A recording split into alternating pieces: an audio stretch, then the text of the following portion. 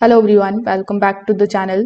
So if your UPS tracking says your package has been released by the government agency, don't worry, in today's video I'm going to explain exactly what it means and what is gonna happen next.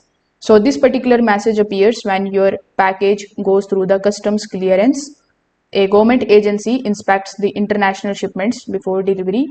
Released means that your package has successfully passed the inspections and is now approved for to enter to the country.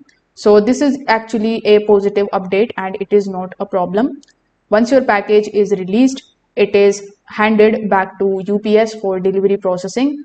The tracking status is usually going to be updated as in transit or on the way or out for delivery.